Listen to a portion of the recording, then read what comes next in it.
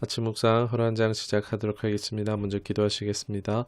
하나님, 지난 한 주도 우리를 안전하게 인도하시고 베풀어 주신 모든 축복과 은혜에 감사드립니다. 특별히 지난 사무엘하 말씀을 깊이 묵상하고 지혜의 기회를 주신 하나님께 또한 감사드립니다. 이제 사무엘하서의 마지막 장을 묵상하고자 합니다. 말씀의 교훈에 귀를 기울일 때 성령 하나님 우리에게 임하여 주옵시고 인도하시고 조명하여 주옵소서. 우리의 생각과 마음이 말씀에 반응하며 참 복되게 변화되고 잘 녹여내는 삶이 되게 하여 주옵소서. 감사드렸고 우리 구주 예수 그리스도 이름으로 기도드리옵나이다. 아멘. 오늘 함께 하실 말씀은 사무엘하 24장 1절 한 절의 말씀을 보시도록 하겠습니다. 여호와께서 다시 이스라엘을 향하여 진노하사 그들을 치시려고 다윗을 격동시키사 가서 이스라엘의 유다 인구를 조사하라 하신지라. 아멘. 오늘 말씀의 제목은 인구조사가 문제가 아니라 라는 제목으로 말씀을 나누도록 하겠습니다. 이제 사무엘하 마지막 장인 24장을 묵상을 나누도록 하겠습니다. 사무엘하 24장은 다윗이 인구조사를 하는 내용이 등장합니다. 하지만 이는 하나님을 진노케 하였고 결국 전염병으로 이스라엘 사람 7만 명이 죽게 되는 사건이 일어납니다. 이때 다윗은 하나님 앞에 회개하고 갓 선지자를 통해서 지시대로 제단을 쌓자 전염병이 그치고 이제 이야기가 끝이 나게 되어집니다.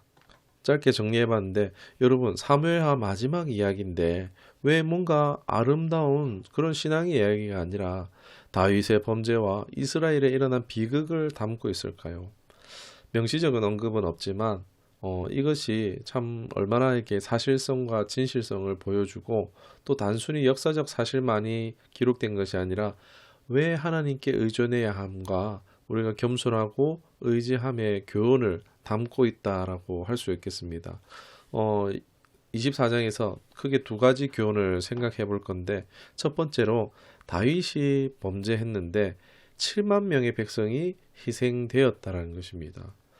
사실 사무엘하 24장을 얼핏 보기에는 다윗의 범죄함으로 이런 비극이 발생된 것처럼 인식될 수 있습니다. 그러나 1절의 서두를 잘 보면 어떻습니까? 하나님이 다윗에게 진노하신 것이 아니라 이미 이스라엘에게 진노하고 계셨다는 것을 분명히 밝히고 있습니다. 이는 이전에 다윗에게 반역한 압살롬과 세바 때에 이 장로들과 백성들이 반역에 연루되어 있던 것입니다. 이스라엘 백성들이 저지른 죄에 대해서 그냥 이제 넘어가는 게 아니죠. 하나님의 심판이 임하는 것으로 볼 수가 있겠습니다. 다윗의 왕위를 차지하기 위한 이런 반란은요, 단순히 다윗의 권위에 대한 도전일 뿐만이 아니라 하나님이 친히 세우셨잖아요. 하나님 정하신 왕과 또 하나님이 세운 정부의 그런 기성 정부의 질서에 대한 반역인 것입니다. 즉 하나님에 대한 반역을 볼 수 있는 것입니다. 하나님은 사랑과 은혜를 이스라엘에게 베푸시기를 원했지만 이스라엘의 이러한 범죄함은 하나님의 사랑과 은혜를 화와 저주로 변화시키고 만 것입니다. 그래서 이제 이스라엘에게 닥친 이 전염병은 단순히 다윗의 잘못만으로 볼 것이 아니죠. 이스라엘 가운데 있는 죄악 때문이라는 것입니다. 불의함에 대한 의로움의 심판의 실증이라 할 수 있습니다. 여기서 깨닫는 바 하나님이 정하신 권위와 하나님 세우신 질서를 따라 우리는 살기 위해 노력해야 합니다. 여러분, 권위는요, 누가 세우십니까? 하나님이 세우십니다. 아무리 볼품없고 불의한 것 같고 아닌 것 같아도요, 권위는 인정해야 됩니다. 그것이 우리에게 복이 되기 때문입니다. 혹 또 잘못해서 어기는 실수를 했을 때 하나님의 진노 앞에 불평하기보다 겸손히 자신의 죄를 고백해야 할 것입니다. 그렇지 않을 때 오늘 이 장에서 나오는 것처럼 그냥 덮어두고 할 때 하나님의 진노, 하나님의 화가 언제 모르게 감당할 수 없게 임하게 된다는 것입니다.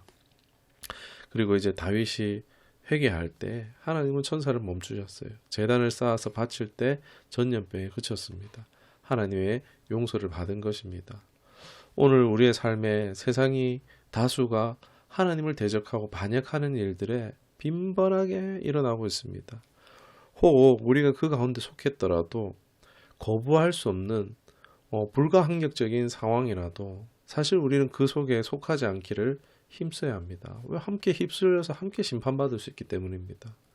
그러나 우리는요, 그래야 하는 것이 아니라 하나님의 마음이 어떨까 알아야 됩니다. 이 땅에, 이 나라, 이 민족에 애통하는 마음을 알아서 혹 내가 거기에 속한 것을 바꿀 수 없다면 속한 곳을 위해 다윗이 기도했던 것처럼 대신 회개하는 우는 자가 되어야 됩니다. 25절 말미에 기도를 들으시고 내리는 재앙이 그쳤다라고 말하고 있습니다. 오늘날 우리나라 이 땅 가운데, 이 지역 사회 가운데 우상 숭배와 술 취함과 방탕함과 음란함과 하나님 정하시는 것을 영리로 사용하는 이런 일들이, 세상이 이런 문화들이 주도할지라도요, 우리가 거기에 함께 빠져서 끌려가지 말고 정신을 차리고 깨어서 우리가 그 자리에서 무릎 꿇고 회개하며 하나님의 긍휼과 자비를 구해야 할 것입니다. 용서와 회복을 가져오는 자가 될 수 있기를 간절히 소원합니다.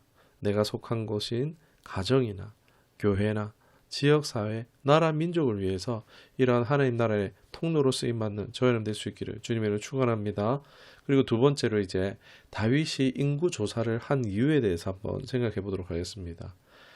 다윗 인구 조사를 하게 된 이런 생각은요, 사실 자신의 생각에서 나온 것이 아니라는 것입니다. 제가 누누이 말씀드리죠. 생각에는 크게 세 가지가 있다고요. 하나님께로 오는 생각, 자신의 생각, 마귀로부터 오는 생각이 있다는 것입니다. 여기서 다윗에게 임하였던 인구 조사는요, 사단의 영향에서 나온 것임을 주목하는 것이 중요합니다. 하나님께서는 이 일로 인해서 사단이 다윗에게 이러한 생각을 넣어주는 것을 허용하셨다라고 할 수 있습니다. 이러한 하나님이 이제 이러한 사단의 공격을, 미혹을 허용함에 따라서 다윗이 속수무책으로 넘어가는 모습을 볼 수 있습니다. 여러분, 다윗이 누굽니까? 경건하고 겸손한 하나님 중심의 왕 아닙니까? 그런데 다윗이 무너졌습니다. 이것이 무엇입니까? 지금 하나님이 미혹을 허용하셨더니, 사단이 미혹하도록 허용하셨더니 다윗이 곧장 무너진 것입니다. 그동안 다윗이 잘나서 자신이 경건하고 겸손해서 살았던 것이 아니라 그동안 하나님께서 막아주시고 지켜주셨던 것입니다. 하나님의 은혜라는 것입니다. 자신의 경건을 결코 자랑할 것이 없는 것이라는 것입니다. 다 같은 미혹을 받고 다 같은 시험이 있는 것이 아니라는 것입니다. 하나님의 보호, 하나님의 은혜가 떠난 다윗은요, 이렇게 무너지는 것입니다. 지금 인구조사는요, 이스라엘 내의 유사시에 유효 병력을 파악하는 일이라고 할 수 있습니다. 그 자체는요, 문제될 게 전혀 없습니다. 그러나 문제는요, 동기가 문제였습니다. 왜 이걸 하느냐입니다. 다윗에게 있어서 이것은 스스로의 힘을 확인하고 과시하는 교만한 동기 때문이었다는 것입니다. 여러분, 이것은 공연히 오랜 역사 속에 지도자들이 빠지기 쉬운 것입니다. 역사 속 세계 지도자들이 자신의 힘과 능력을 과시하는, 또 인정받고자 하는 욕구 때문에 전쟁과 같은 상황을 발생시킨 경우가 수많이도 일어났었습니다. 오늘날도 어떻습니까? 권력과 영광을 위해 이제 지도자들의 욕망은요, 많은 젊은이들을 희생시키는 것으로 이어지는 것입니다. 전쟁으로서. 지금 일어나고 있는 전쟁도 권력자의 이 권력에 대한 집착과 야망에 의해서 일어난 비극이라고 할 수 있습니다. 그러나 슬프게도요, 이러한 패턴은요, 세속의 지도자의 영역에만 국한되지 않는다는 것입니다. 교계 안에서도 관찰할 수 있습니다. 어느 정도 수준에 오른 목회자, 당회, 회원 장로들 또는 재정 후원을 하는 중직자들, 그러한 이제 지도자들은 자신의 능력, 교세, 교인의 규모를 과시하려고 하는 함정에 빠지기도 한다는 것입니다. 그러한 과시는 교회의 크기가 성공의 상징처럼 되어지고 말았습니다. 이러한 교회 지도자의 야망으로 인해서 이제 전쟁에 젊은이들이 피해를 보는 것처럼 성도들이 그 피해를 당하기도 한다는 것입니다. 이는 가정에서도 직장에서도 얼마든지 일어날 수 있는 비극이라는 것입니다. 우리는 하나님의 은혜가 이처럼 떠나가면요, 다윗처럼 범죄할 수 있습니다. 그렇기에 그 은혜 안에 머물기를 힘써야 하고, 혹 내가 행동할 때에 나의 행동의 동기가 무엇인지 점검할 필요가 있다는 것입니다. 내가 하는 행동이 다 바르지 않다는 것입니다. 내가 목사라고 할지라도 잘못할 수 있는 것입니다. 그래서 내 행동의 동기가 뭔지 우리는 항상 점검해야 될 것입니다. 행동을 떠나 바르지 않은 나의 동기가 오히려 또 더 큰 문제인 줄을 인식하고 우리의 시선과 관심이 한눈 팔고 잘못되었다는 것을 깨닫고 다시 하나님께로 돌려야 할 줄 믿습니다. 다윗의 모습을 보면서 우리는 똑같이 은혜 없이 살 수 없는 존재임을 인식하고 하나님의 은혜를 날마다 구하고 경험하며 또 삶으로 그 은혜를 흘려보내는 영광 올려드리는 삶을 살아가야 할 줄로 믿습니다. 오늘 말씀을 생각하시면서 기도하도록 하겠습니다. 하나님 아버지 은혜 고맙고 감사드립니다. 사무엘서의 이야기를 마칩니다. 주신 은혜와 통찰에 진심으로 감사드립니다. 하나님의 주권, 죄의 결과, 회개와 용서의 능력, 수많은 교훈들을 상기시켜 주시는 것에 감사드립니다. 각자의 생각과 마음에 새긴 진리의 말씀이 더 깊이 새겨질 수 있도록 또 삶으로 살아낼 수 있는 영감을 우리에게 더하여 주옵소서. 늘 하나님 앞에 부족한 존재임을 겸손히 고백합니다. 하나님의 은혜, 사랑 없이는 죄악에서조차 돌아서는 것이 쉽지 않은 연약한 존재임을 고백합니다. 하나님, 성령으로 붙드시고 힘주시옵소서. 우리의 가정에서부터 신앙 공동체에서부터 지역사회와 세상에까지 하나님의 사랑과 은혜의 대리인으로 살아가는 우리가 되게 하여 주옵소서.